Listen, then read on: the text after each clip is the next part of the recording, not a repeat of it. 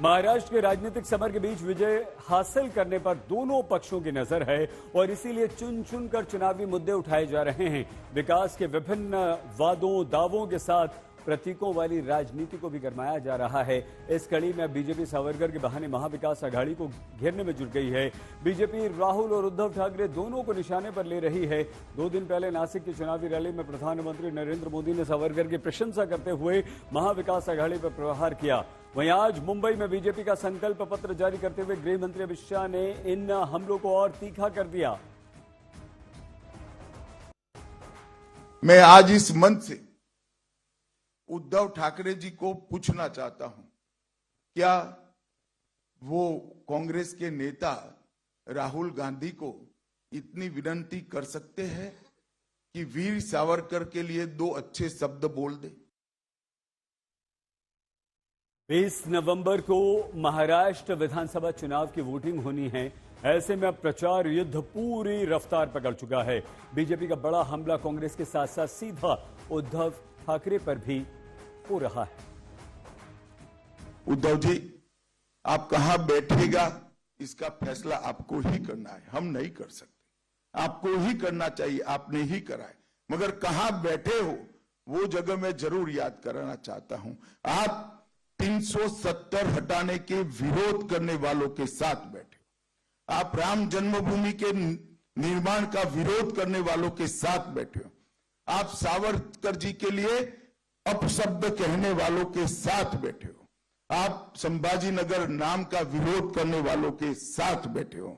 CAA और UCC लाने का विरोध करने वालों के साथ बैठे हो और आप वक्फ बोर्ड के अंदर आने वाले सुधारों के बिल का विरोध करने वालों के साथ। महाराष्ट्र के चुनावी मौसम में राजनीतिक युद्ध बहुत तेज हो चुका है। एक ओर जुबानी हमलों की बौछार हो रही है और दूसरी ओर चुनावी वादों के द्वारा जनता को लुभाने का प्रयास भी हो रहा है। महाराष्ट्र में आज बीजेपी और महाविकास आघाड़ी ने अपने अपने चुनावी घोषणा पत्र जारी कर दिए। इस दौरान एक दूसरे पर दोनों ने जमकर हमला किया।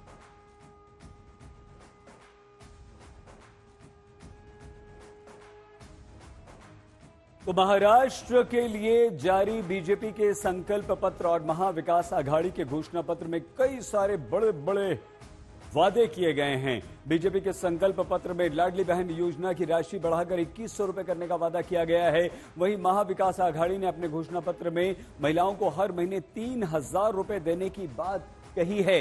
ये दोनों के घोषणा पत्र की बड़ी बातें हम आपको यहां पर बता रहे हैं। अब बीजेपी के संकल्प पत्र में बुजुर्गों की पेंशन बढ़ाकर 2100 रुपए करने का भरोसा दिया गया है। वहीं महाविकास आघाड़ी ने 25 लाख रुपए मुफ्त हेल्थ बीमा का ऐलान किया है। बीजेपी की ओर से किसानों का कृषि ऋण माफ करने की बात कही गई है। वहीं एमवीए ने 3 लाख रुपए तक के कृषि ऋण किसानों के माफ करने का वादा किया है। महाराष्ट्र में बीजेपी ने 25 लाख नौकरियां देने का वादा कर दिया है। तो महाविकास आघाड़ी ने बेरोजगारों को 4000 रुपए हर महीना भत्ता देने की गारंटी दी है। बीजेपी ने 25,000 महिला पुलिसकर्मियों की भर्ती का वादा किया है। तो महाविकास आघाड़ी की ओर से महिलाओं के लिए फ्री बस सर्विस का ऐलान कर दिया गया है। दोनों के जबरदस्त बड़े बड़े वादे। कांग्रेस के अध्यक्ष ने भी कहना पड़ता है कि कांग्रेस के जब वादा करे तो सोच समझ कर करे, क्योंकि वादा पूरा नहीं करते हो और मुझे जवाब देना पड़ता है। हमारे सामने हिमाचल का उदाहरण है, कांग्रेस वादों से मुकरी है। तेलंगाना का उदाहरण है, कांग्रेस वादों से मुकरी है। कर्नाटक का उदाहरण है, कांग्रेस वादों से मुकरी है। ये आघाड़ी के वादों के विश्वसनीयता पाताल से नीचे गई है और युति के वादों पर पूरे देश की जनता को भरोसा है, भारत की जनता को भी भरोसा है। हमारी कॉपी करने वाले लोग हमको ये कहते हैं कि ये तो सभी लोग ये दिवालापन निकालने के लिए आज किए हैं, तो खुद ही वो अपने लोगों को बोल रहे हैं। हर जहां जहां बीजेपी के गवर्नमेंट है 2-4 स्कीम्स वो खुद ही बोल रहे हैं, अनाउंस कर रहे हैं। और ये लोग हमको नाम रखते हैं कि ऐसे चीजें कर रहे हैं। महाराष्ट्र में चुनावी वादों के बीच जाति वाला युद्ध भी लगातार बढ़ता जा रहा है। महाविकास आघाड़ी की ओर से आज संकल्प पत्र जारी करते हुए बड़ा दांव चला गया। कांग्रेस अध्यक्ष मल्लिकार्जुन खड़गे ने सरकार बनने पर जातीय जनगणना के साथ साथ आरक्षण की 50% की सीमा को समाप्त करने का वादा भी कर दिया। वहीं दूसरी ओर आरक्षण के मुद्दे पर बीजेपी कांग्रेस पर जमकर हमला कर रही है।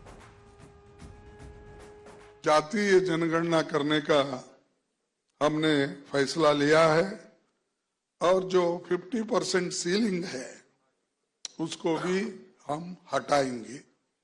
जैसा कि तमिलनाडु में 50% सीलिंग हटाया है, जो गरीबों को मिलना चाहिए उसका जैसा ये किया, वही उस आधार पर हम भी ये जाति जनगणना करने के बाद जिन लोग जो वंचित लोग हैं, जो गरीब से गरीब लोग हैं, जो ओबीसी है, उनको इसका फायदा होगा। दलितों का, आदिवासियों का और पिछड़ों का आरक्षण लेकर मुस्लिमों को देने के पक्ष में महाराष्ट्र की जनता है क्या? हमारा संविधान धर्म के आधार पर आरक्षण के पक्ष में नहीं।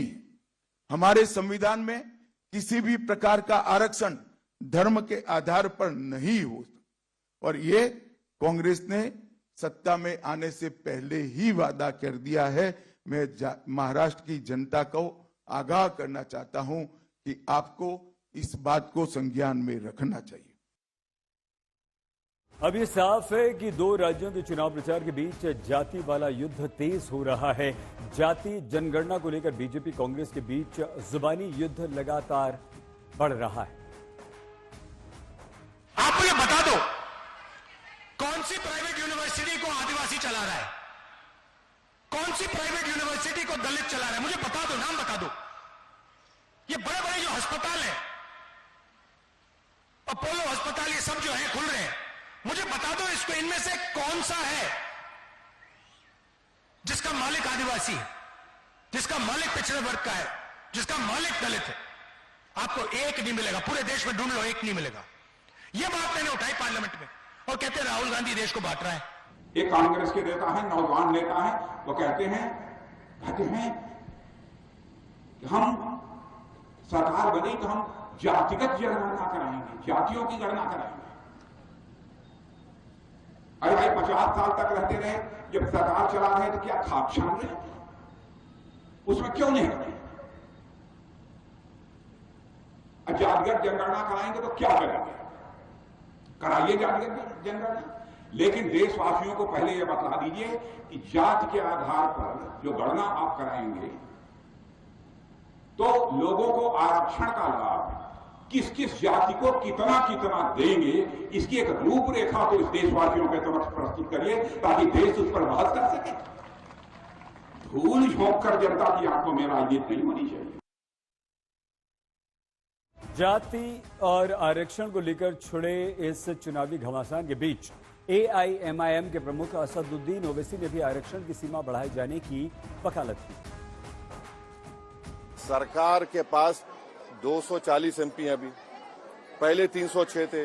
मैंने पार्लियामेंट में खड़े होकर यह कहा था कि आप पार्लियामेंट में बिल लाइए, 50% को ब्रीच करिए, 50% को ब्रीच करेंगे आपको मिलेगा। आप ये बताइए, इकोनॉमिक वीकर सेक्शन के नाम पर आप अपर कास्ट को ला लिए, जो आबादी में 20% है उनको आप 10% दे रहे हैं, जो आबादी में 80% है उनको 50% के अंदर कर दिया, आप 27% में कर दिया आप। तो ये आपके पास ये करने का पूरा इख्तियार है, आप करते क्यों नहीं? अच्छा, जहां तक ये आरक्षण की बात है, इस पर बात ही नहीं कर रहे प्रधानमंत्री देवेंद्र फडणवीस, बात नहीं कर रहे। गरीबों से आपकी क्या दुश्मनी? अगर 10% मिल रहा है गरीबों को आरक्षण, तो क्या दिक्कत? मेरी सोच ये है कि आरक्षण जो है वो गरीबी की बुनियाद पर नहीं, सोशल एजुकेशनल बैकवर्डनेस की बुनियाद पर मिलना चाहिए। ऐसे मराठा समुदाय के लोग हैं जो कि उस तरह से नहीं है। कहाँ, कैसे? अरे आप चलिए मेरे साथ, मैं आपको मराठा लोगों को दिखाऊंगा किसान कितने खुदकुशी कर रहे हैं, कितने उनके पास प्रॉब्लम्स हैं अभी। वजह क्या है? उसकी वजह तो यही तो हम कह रहे हैं, सामाजिक बॉयकॉट थोड़ी वजह है, गरीबी वजह है ना सामाजिक बॉयकॉट की जो बात कर रहे हैं वो दलितों के लिए आती है। हाँ। यहाँ पर ओबीसी में जो बात हो रही है वो तो अदर बैकवर्ड क्लास आर्टिकल 15-16 को देखना है, उसमें कहाँ हो रहा है? उसमें तो बैकवर्ड है वो। महाराष्ट्र में बीजेपी का संकल्प पत्र जारी करने के बाद मुख्यमंत्री पद को लेकर अमित शाह ने बड़ा बयान दिया है। गृह मंत्री अमित शाह ने कहा कि अभी तो हमारे मुख्यमंत्री एकनाथ शिंदे हैं, लेकिन चुनाव के बाद हम सभी मिल बैठकर विचार करेंगे कि कौन मुख्यमंत्री होगा। कि पहले 10 मुद्दे महायुति ने घोषित किए हैं और तीनों पार्टियों का अलग अलग संकल्प पत्र है। युति की सरकार बनने के बाद तीनों पार्टियों के मंत्रियों की एक कमेटी बनेगी जो तीनों पार्टियों के संकल्प पत्र को विचार कर इसकी प्रायोरिटी तय करेगी और 100% इंप्लीमेंटेशन।